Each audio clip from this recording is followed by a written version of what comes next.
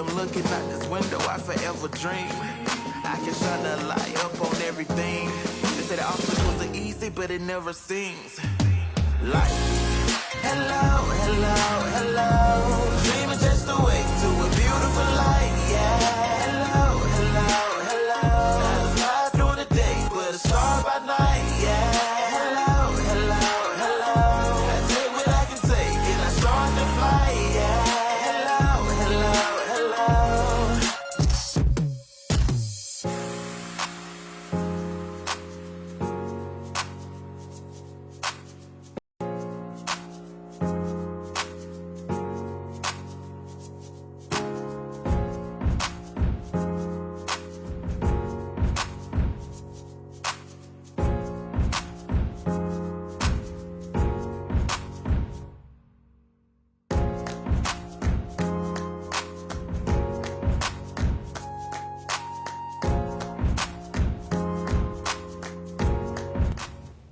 Hey, what's up, everybody? Welcome to the Recovery Clinic, where Chris and Jimmy make it pop, and we talk about all things recovery. And we got a great show for you today. But first, hit the like button, go follow our page. You never know when you get a chance to share one of these videos to a mobile device that may carry a message of hope to somebody that's in a terrible situation. My name's Jimmy McGill. I'm a man in long-term recovery, and what that means is I haven't put a drink, a drug, a mushroom, a pill, anything in my body for almost 6 years. And this is Chris Dickie, not even a mushroom? not even a mushroom or a beer, bro. A beer? Yeah, well, I used to like bong hits, and then I liked beer, and then I would get to remembering how good the mushrooms used to taste. That's what my sponsor told me. That's just the way it progresses. What's up, Chris? So, yeah, I used to wake up in the morning and drink a beer to get motivated for the day with what I was going to do. Did you ever grab one that had a cigarette butt in it? I had to think about what I was going to do for that day, right? And then I'd smoke a joint to fantasize how I was going to do what I was going to do that day. Terrible. Then I'd do a little line to get the motivation to do what I was going to do that day. You need a little jump start. And I had to get the little cocaine so I could look cool while I was doing what I was going to do that day. Up-class drug. And then I'd get a shot of whiskey and forget what the hell I was going to do that day. That was the way I did things. That's great. And I am a person in long-term recovery, and I'm grateful to be here today. Yeah. Life is stressful. There's a lot of uncertainty, a lot of things going on in our world, in our lives, personally. And so the Recovery Clinic is a resource for you and us. Yeah. We do recover. Yeah, we do. And we can say we continue to recover Every no day. matter what. Yeah, one day at a time. We get it. And we do that together. And so that's why we have the Recovery Clinic for you to interact, stay engaged. You shouldn't confuse social Distancing with social isolation. A life without fellowship is not livable. And just because we're in the midst of a pandemic doesn't mean the dope house is shut down. And so with us, we still have a way to connect. And we're excited to talk to you today. I'm excited about our guest today. There's a lot of history in Little Rock, Arkansas when it comes to 12-step recovery. Yeah, they call us the recovery capital. And we got a guy in the studio today that came up. Fire. He came up. I can't wait. Yeah, I can't wait to hear his story. He got he got a bunch of them. I heard about one with a gas tank. Yeah, we're talking about that. I can't wait for that. What's that song? He don't came up.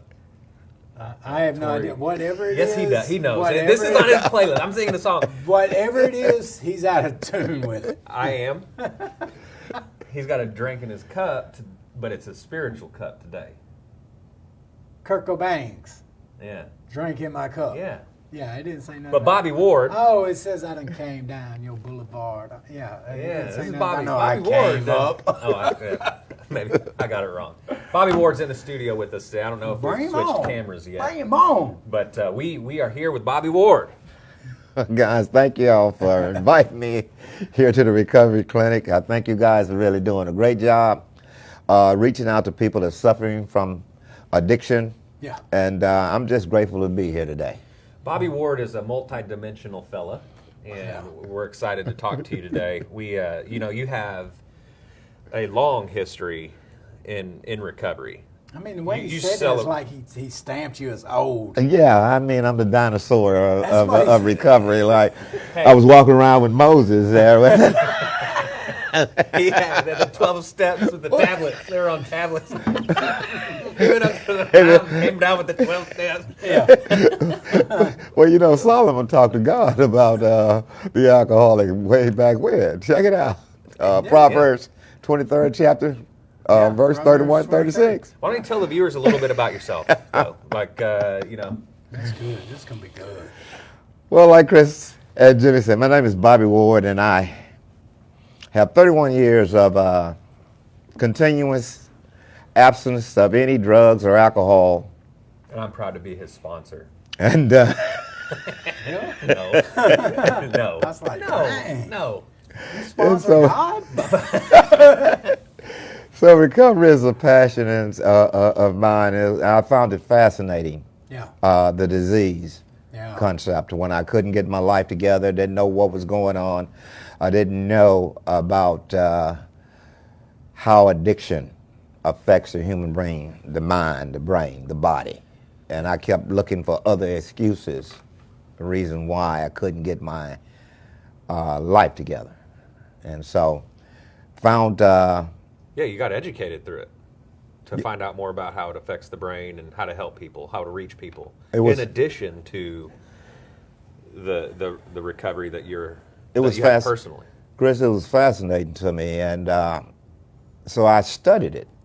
You know, I got a license tag that said Big Book. That's because I studied the Big Book, and I studied addiction because, like I said, it was the only disease I knew that affected every aspect of a human being's life. And it's cunning, baffling, and powerful.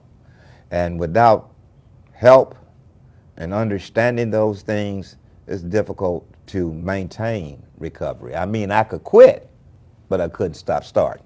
Yeah. Yeah. So talk to us about early recovery, Bobby Ward. Who are you, studying? You talk about studying a lot, being mentored. He's got a guy in it that was in his life that. I credit my early recovery to being mentored by Joe McQuaney and some of the sponsors I had, Larry Gaines, Dr. Miller, Yeah. and Recovery Dynamics. Yeah. Really open up recovery for me, understanding how the 12 steps really worked. And I studied a lot under Joe, traveled with him, Joe McQuaney, If you're not familiar with that name, look it up. If you have any interest in recovery in the 12-step community, Joe McQuaney was a global figure. He traveled around the world with Yes. his counterpart, Charlie, and they created the Joe and Charlie tapes, Big Book tapes, Tapes, yeah. Big Book study.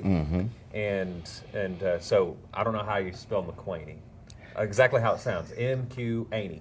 Joe McQuaney. UAN. Can I ask you something on Joe? Yes. So I've heard that when Joe passed, right, that people came for days to Yes. view the funeral. Is that Yes. true? That was all true. It was standing room only at his funeral. Dignitaries, Joe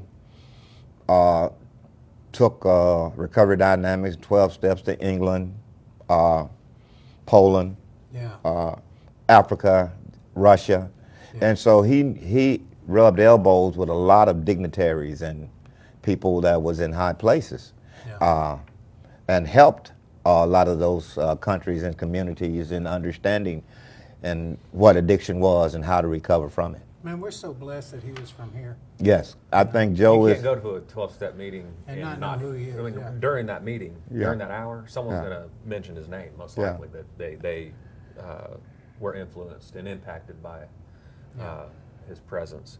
Talk to us about recovery dynamics. What is that? Recovery Dynamics is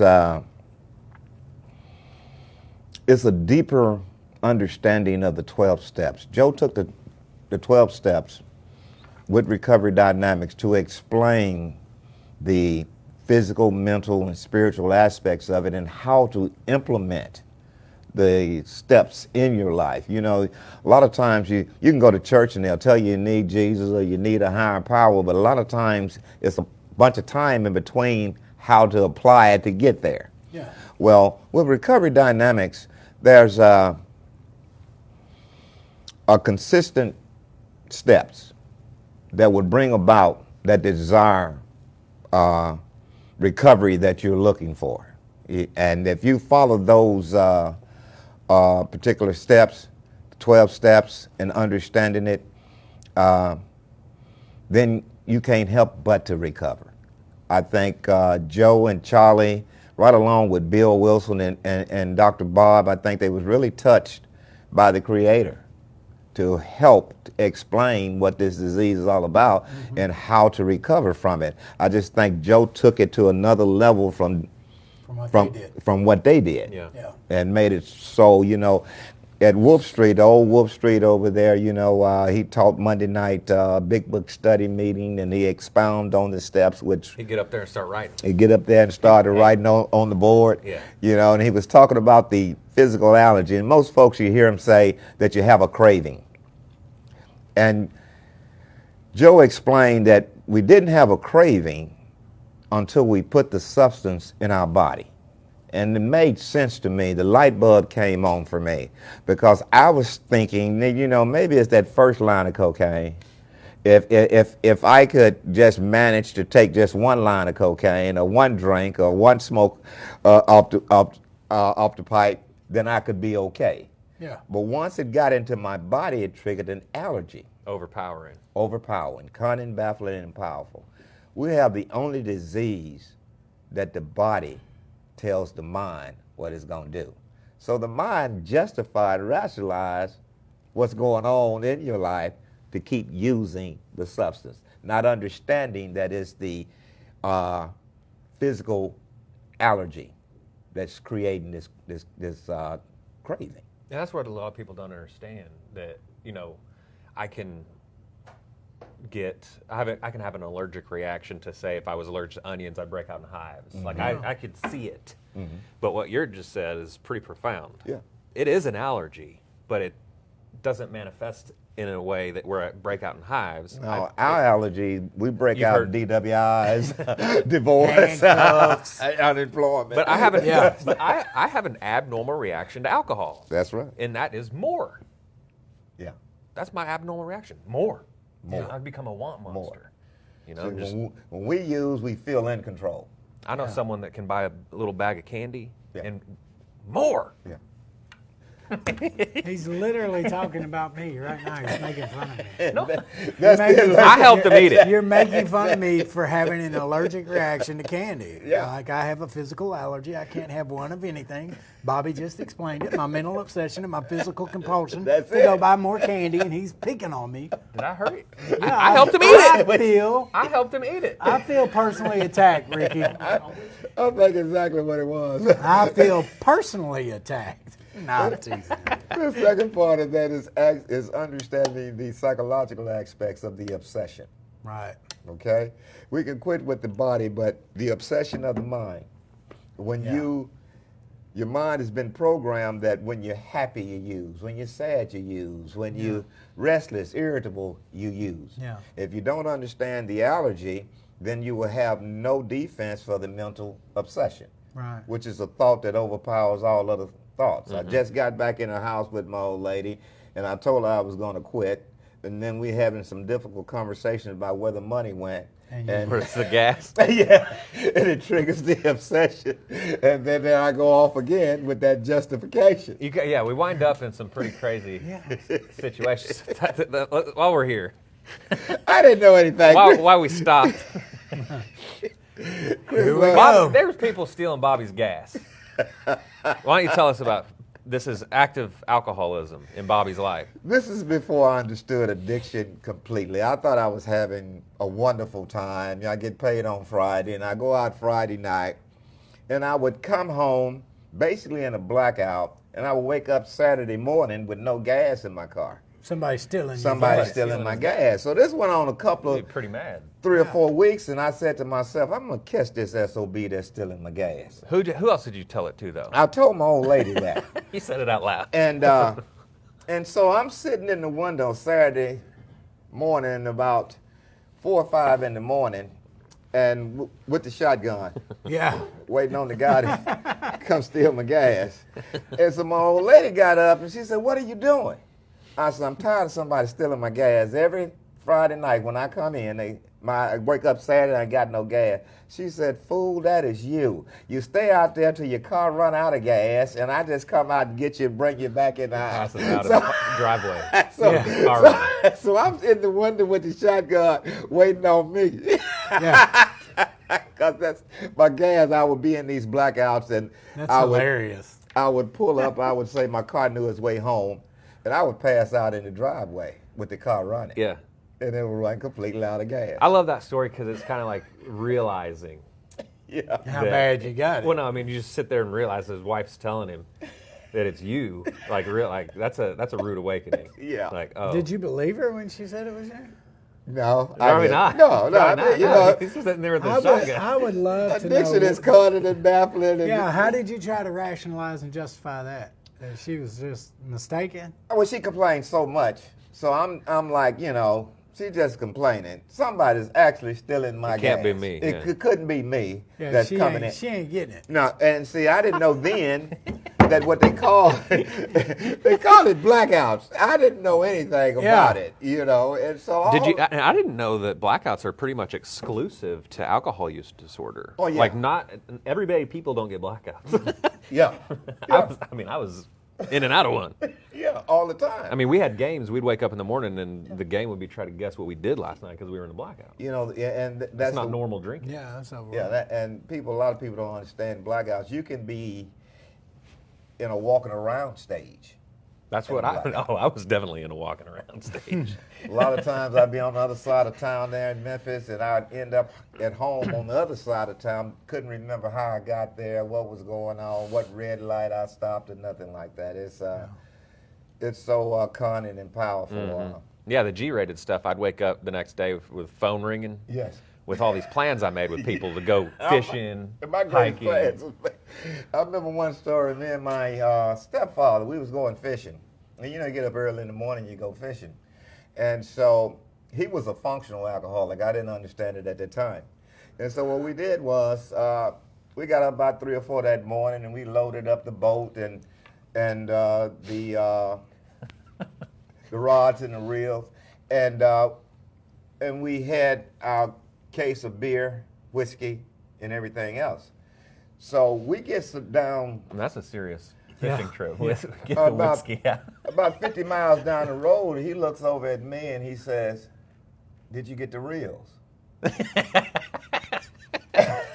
Who cares?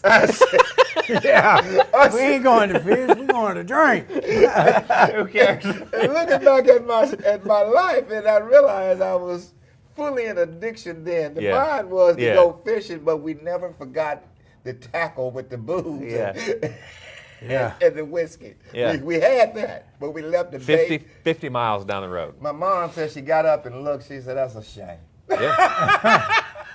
Yeah. That's a shame. Yeah. Well, That's hilarious. so coming back to, we went down a little rabbit trail. It was fun. Yeah, yeah. So coming back to Joe McQuaney and his impact on you, tell us a couple of stories about Joe and him personally impacting you. You've shared a couple of things with me, like you'd be sitting out in the garden, the Serenity Garden, and We had a serenity tree and we had a serenity garden, and Joe would sit up under that tree and he would share a lot of his wisdom about travel and about recovery. that's pretty special. Yeah.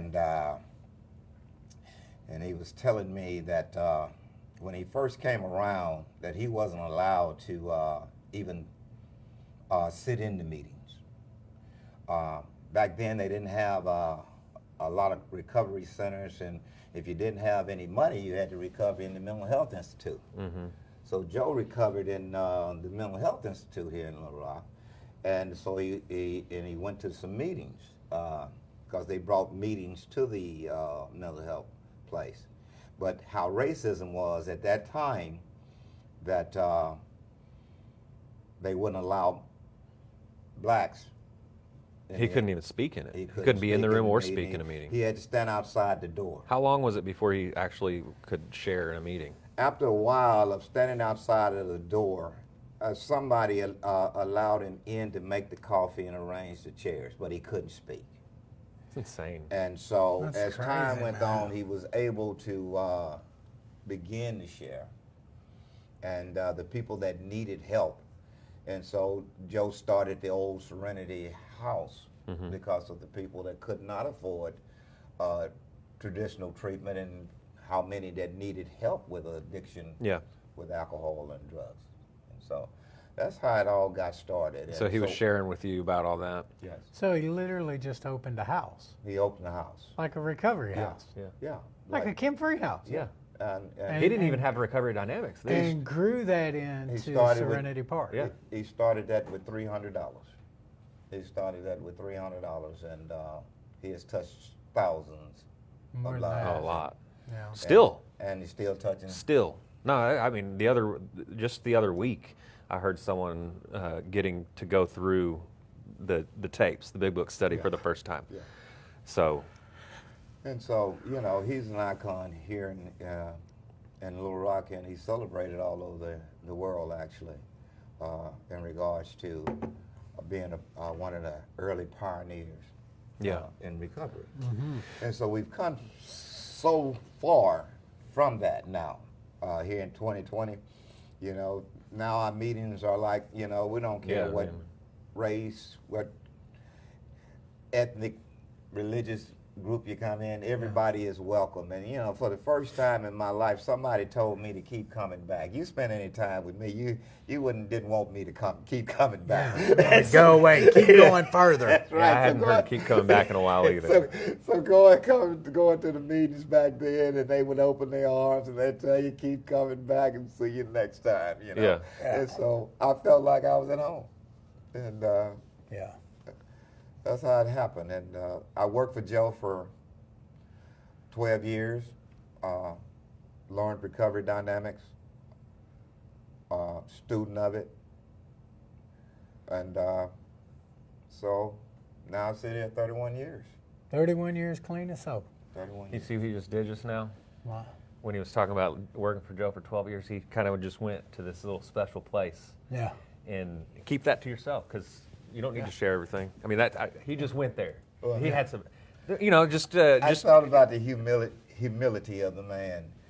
Joe was the owner of Serenity Park, Yeah. but Joe would come to work in overalls. Paint. He would paint. He would go to the garden, and a lot of clients would come in and say, "You know, that old man got a lot of wisdom." They didn't realize he owned the place. They didn't realize. They thought he was the janitor, He thought he was the janitor. I love it. the maintenance man. So behind every great man, though, you know, we've got these wives, Yes. right? Oh, So you talk got to- one talk- of those, don't you? Talk, Oh, well, yeah. talk to us about Joe's wife and your wife. Oh. About how, because Joe's wife is a powerhouse too. You Miss know, Lubell. in Al-Anon. Miss Lubell, Joe always tells a story. He said the best story he ever told was to convince Miss Lubell to marry. He said that's the best line he ever laid. But Miss Lubell was somewhat like Bill's wife, Lois. She had dealt with Joe in the midst of his addiction and his recovery. And so she was a big deal in helping the ladies understand addiction, alcoholism, and helping them to recover too with Al-Anon. So she was a big part of helping the spouses of addicted people understand what a disease was and understand what enabling was. And boy, she was a great cook too. Ms. Lubell could cook. But, What kind of cooking? all Like home kinds. Southern cooking? Southern cooking. That's what I'm but talking you about. talking about Mashed cakes and potato, pies, cornbread, beans. all of it. See, that's what I like, Bobby. You know, That's what I like too. That's what I like, Southern you know, cooking. Wednesday we would have, because we would allow the clients to go to Big Book, to the study meetings on Wednesday during the day. And so we would eat Miss Lou Bell cooking and Miss Flo's cooking at Serenity Park there, boy. It was some of the greatest times we ever had. And so she was a big part of Joe understanding what his mission was and helping him to get to where he was going to help other people. Yeah. And so. So I have a question, like Woodstock, Stay with me for a second, it makes sense. The longer Woodstock is away from the actual time it was there, it gets bigger and bigger and bigger. It kind of has this legend, right, about it. Is that kind of what you see with the legend of Serenity Park? Because I mean, I came to Little Rock in 2015. I moved here and have just came into the fold with learning about Serenity Park just from 5 years ago, and then studying it, going through the Big Book study, and then just being around the. I guess I'm a third party. I never was impacted by Serenity Park directly. It's always been indirectly and through other people's stories, which I love. What do you say? What do you think when? I guess my question is, working there, going through there, and then today, what is the nostalgia about Serenity Park? And does that make sense? I understand what you're saying. Does some of the things we talk about today connect with the direct impact that you had, or is it different? The treatment has changed so much, and I think what the impact with Serenity Park was and what it is, the myth of it, how it's growing today. Recovery was uncut. Yeah, raw. Yeah. It was uncut. You Just, got it. just like that dope pack. Yeah. Not filtered. Yeah, it was not filtered. Either you was willing, or you wasn't. I mean, did you call it a treatment center back then? Probably not. I mean, you were in a disruption, right? You were trying to keep people from going to the mental institution. Yeah. And it was just called probably wouldn't call it a treatment center. Society has a tendency to take the sting out of things and take the reality away from it. Like I was in, a treatment center is just an extended part of the day room at a. Yeah.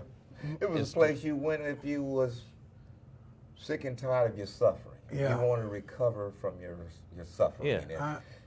I remember all through the early 90s, because I spent that entire decade incarcerated. And so you would always hear the men trying to get transitioned from the county jail across the street from Serenity Park into Serenity Park. And they would always talk about this famous sign that pointed to the cemetery, the jail, and the rehab, right? Locked and up, covered up, or recovered. Yeah, you either sobered up, locked up, or covered up. That's it. Yeah, and one sign pointed to the cemetery, it said covered up. The one that pointed to the jail said locked up. The one that pointed to Serenity Park said sobered up. And I remember thinking, well, maybe if I went to treatment, I could get out of jail. And I never got accepted, and I didn't get the chance to go over there. But it was because of my current, status. Yeah. But I know a lot of people that went over there. They're dying to get over there. Yeah, you hear so much about the recidivism rate and treatment centers and stuff. Now, at Serenity Park, the recidivism rate of people returning was very low. Mm-hmm. People got the tools that they needed. They got the message. They heard it. They lived it. To recover. Yeah. And so, and like I said, it was uncut. The counselors, they didn't play with you. They did, if you knew what you needed, you wouldn't be there. And there's actually one question. Good.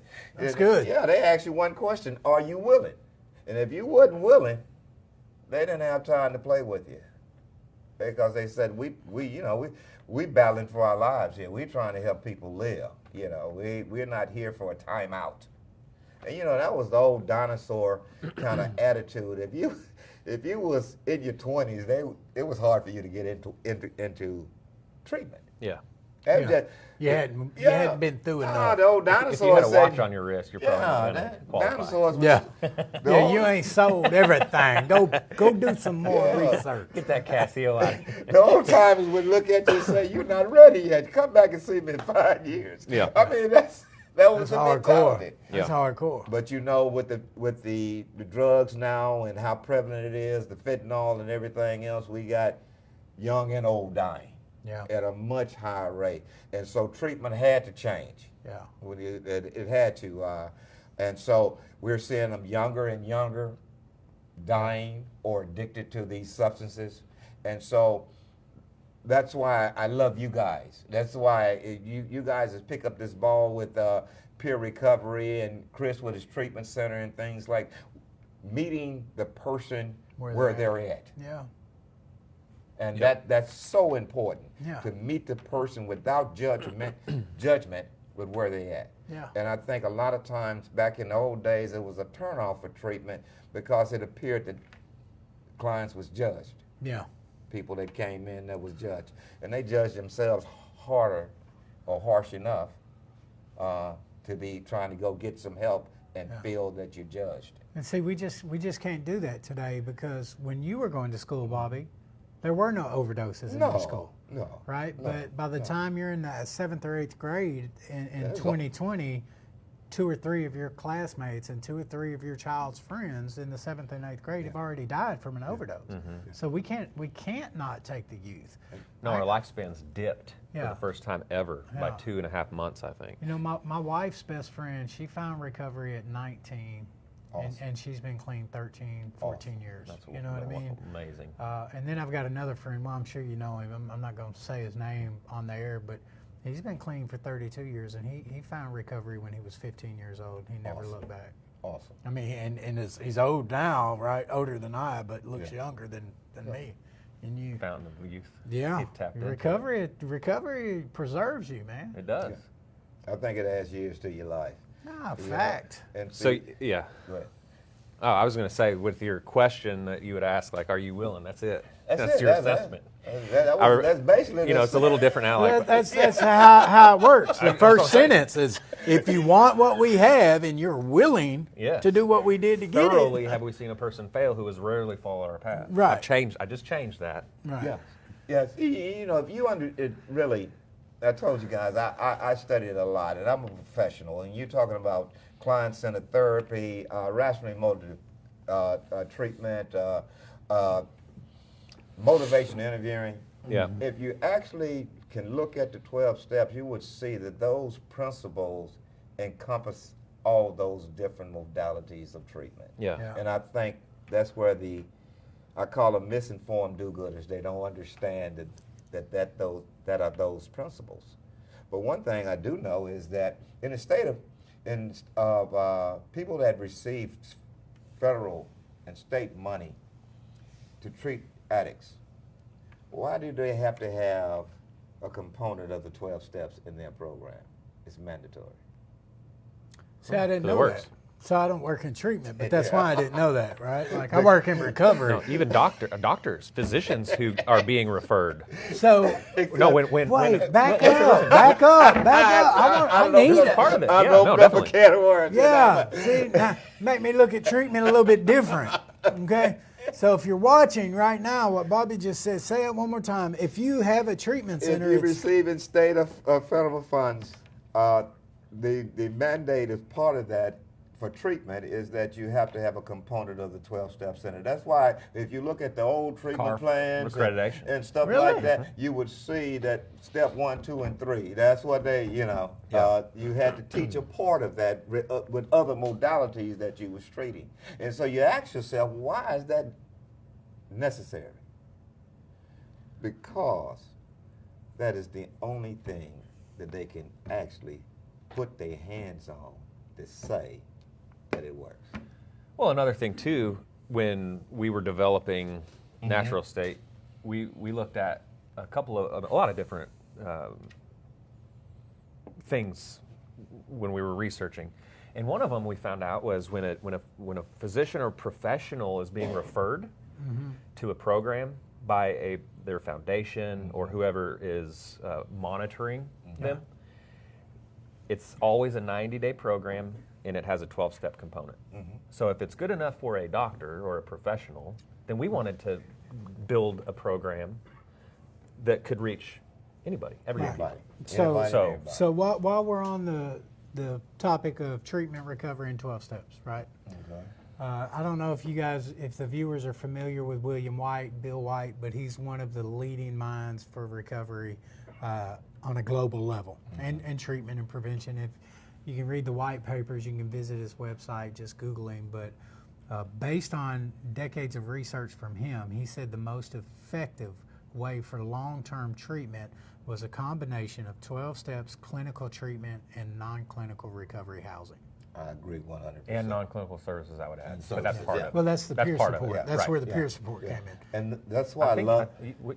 Go ahead. has he seen our policies and procedures? You showed him? Well, that's what natural state does. Yeah. We encompass all of that. Yeah. And that's one of the things that I've always said. I served on the certification board for 10 years, 6 and then 4 honorary.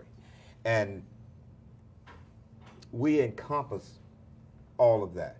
And I think they are finally now listening to the people that were suffering from the addiction. We had a lot of people that wanted to help addicts and alcoholics. I call them misinformed do-gooders. Yeah. They wanted to help them with a plan that they had, not listening to Not the shared people that had decision-making. overcome the disease, Yeah. had experienced the disease, to tell them, hey, this is what we need. Yeah. And I think that's one of the things that separates natural state and other treatment facilities, because we understand that. Yeah, well, not just that. I'm going to take it a step further than just natural state, right? Like, that's what separates Arkansas from the other Arkansas, 49 of- states. exactly. Right? Because That's we've right. got a governor Yeah. who actually came on this show recently and talked about his personal experience with family With addiction. family. Right? And so here's what they did different. What Bobby's talking about is a participatory process. When you include people who have successfully been through that in the decision-making process, when you bring them to the table and you give them a voice, right? And so that's what Arkansas has done different.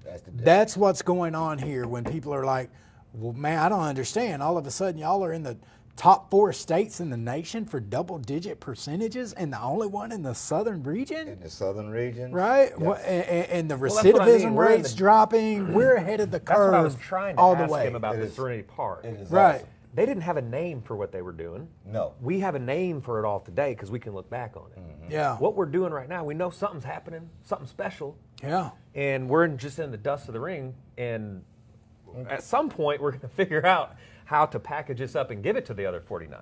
Yeah. And we're working on that. Yeah. But it's Man, it's good. nice to nice to be leading.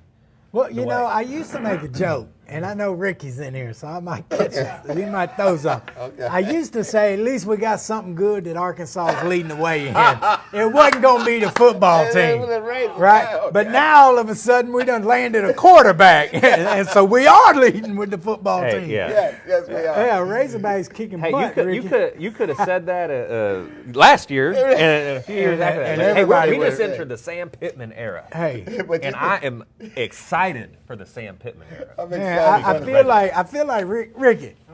How you feel?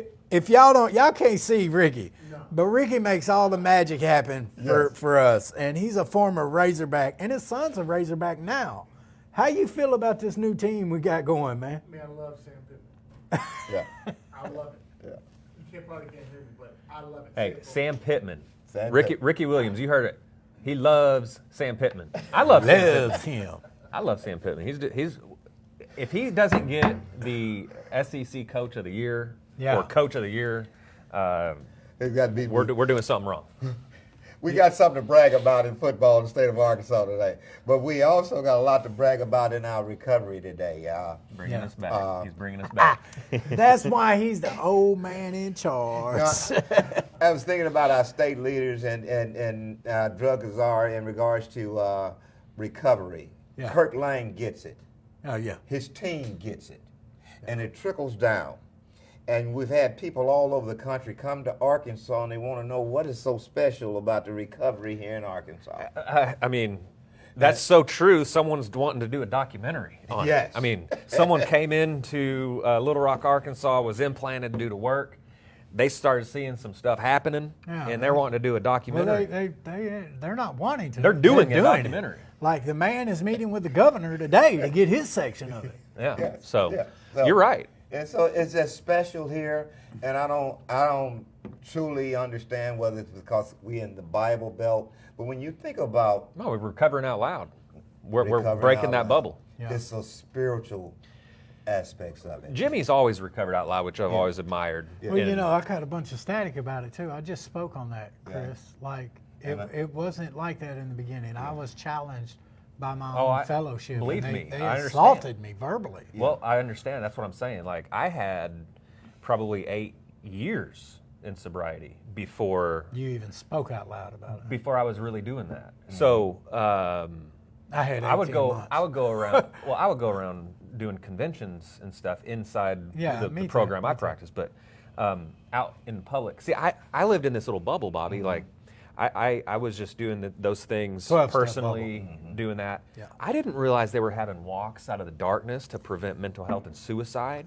I didn't know they were having overdose awareness days on the Capitol steps. have I any didn't know they were idea. having these initiatives that the state. I didn't know until I was kind of in. I'm not embarrassed to say this, but I didn't really wake up one morning and said, I'm going to start recovering out loud. It was more I was pushed Yeah. into it.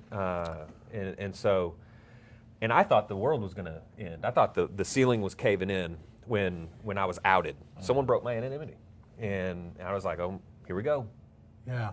I was afraid what was going to happen with what me. you were talking about. Yeah. But the exact opposite happened. Well, I had to go all the way to World Services. Like they had insulted my integrity, my character, and like I was just trying to help people. I already had a social media following from when I was J-Bo Cracker Swagger.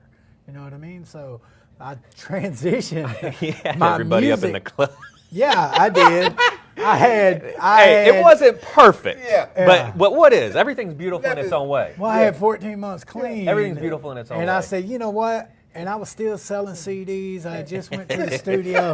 Like it's 2016. I recorded my last CD. My wife is You had actually. hair. I did have hair, and Chelsea was actually in the studio with me, critiquing the final track on that CD, which it still sells on iTunes today. I still get a monthly streaming check from Amazon, Awesome. Spotify, all that. But I'm like, you know what? I want to do something for recovery. I'm Yeah. going to take all this bad and I'm going to do something good, Bobby. Package it, yeah. I say, you know what? We're going to have a fundraiser for RCA in the club. And so I had sold that out. had some people walking around. Yeah, That had some people walking around. I don't know how to handle Jimmy. Oh yeah, I was living in the Kim Free house. I was living at Williamsburg, and we printed off flyers. I got Jelly Roll to come down here from Nashville, and so me, Jelly, we're in there. We sell the show out. You know what I mean? Like it's packed, and it's packed with recovering alcoholics and addicts. We're in Juanita's. It's standing room. And we took all the money and had a giant cookout and fed everybody in recovery at Williamsburg. Yeah. I tried to buy a big TV and they were I like, remember no. that. No, it's like, I no. remember that.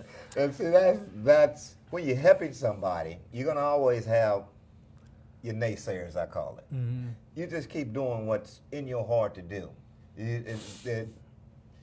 People that might not understand it, you know, you can have visions and people not understand what your vision is. Yeah. Each one of you guys was called to do What what we you're doing. doing. Yeah. That's right. I call it a spiritual thing. I didn't know I was going to even be into counseling or anything. That was not my life dream. No, You you're know? just trying to find some gas. Exactly. You're just trying to keep your gas tank So full. you're going to always, from my experience, whether it's good or bad, you're going to have your naysayers. So just keep moving forward. Keep doing what you guys Yeah. are doing because you're helping changing a lot of lives in our community and over this country. Yeah. The United States. We get people from everywhere. Yep. And so that's the name of the game. I'm helping people Yeah. to live. We saving lives. Hey, I always say haters are confused admirers. Yeah. I mean, you just said it. They don't understand. I mean, if they actually sat down and really came at you with an attitude Yeah. of genuine Yeah. inquiry, I think you're you exactly you're, right. Yeah. Well, It's just too easy. So this may shock you. I didn't have a Facebook page until 2017. I was off of that believe that. forever. I I just stayed away from it. I just Yeah. didn't see the. You know something that I've really noticed along the journey, right? Is like most people that slander what Chris and I do, like it takes courage to get on a camera and just suddenly start promoting recovery videos and advocacy, right? Like it takes courage to go live and start talking. And so you've got a lot of people that are like, well, who does he think he is? What makes him think that he knows something enough to go live and make videos and share posts and well, what makes you think you can go speak at the state capitol on overdose? I mean, who are you to do that? But what I've learned is a lot of times people hate your strengths because they remind them of their weaknesses. Exactly. And so they really are in admiration. It's exactly what Chris said. They're really kind of in awe because they would like to do it themselves, And I said, come on. but they're scared to try it. Well, come on with it. And so instead of supporting those who have found the courage to step out of the shadows, it's easier for them to gossip and talk about it because it does give them something to do. Makes them feel powerful. Exactly. Makes them feel powerful. It's Exactly. been a good show. Very good. I knew Bobby was going to come in here and set it off like fireworks. He's glowing, Glowing. so we don't have to. Glad I'm just grateful you guys have me on, and I admire you guys, and I just kind of stand back and be in awe of what you guys are doing in recovery and helping addicted people. This is exactly what's needed. I think you guys have broken that stigma in regards to how people thought about addicts and alcoholics and how to help them now. And it's just amazing to watch. I'm just grateful to be a part of it. Yeah. Wow. We're glad to have you in here. Is there any, we always want to give our guests an opportunity to say anything that's on their heart, mind, to our audience before we sign off. Is there anything you'd like to say? Look right at that camera with those big, beautiful eyes of yours, Bobby. I have a lot of different sayings that I come about sometimes myself, and when we're talking about ego, pride, the lack of humility, I think when a person can be completely honest with themselves, you can't help but to have humility. Yeah. Yeah. You stop pointing fingers. I don't know anything about ego. You stop pointing fingers. When you understand who you are, what you've been about, and the mercy and grace that God has given us all, it's too tough. It's too hard to point a finger at someone. Thank God for grace and mercy and not justice. Absolutely. Right. All right. So I want to say in closing, Chris, go ahead. thank you guys for making this possible, and thank our partnership with KRK, Channel 4 in Little Rock. The Recovery Clinic this week hit our mark of 10,000 followers. Awesome. And so we've came a long way on this page from, a couple of hundred people following the page, 700 people I think is where we started, and now we're over 10K. So let's I didn't know that. Thank you for sharing that. Yeah, that's what I do. I share. Right here. Hey. Oh, right here? Yeah. I was looking over He here. switched it. So Switcheroo. I'm just Okay. oh man, Switcheroo. see, Chris is the very hater that we were just talking about. He wants me to talk to y'all. Look at this. Look, got me looking crazy. He's confused. Look at this one. Thank you guys for making that work. We love you. Share the page. Invite your friends to it. You never know who's going to see it, hear it, or read it. Merry Christmas. Merry Merry Christmas. Christmas. Hey, in two days. 2 days. Merry Christmas. Merry See you Christmas. guys Be next safe. Wednesday. We love you. Love you.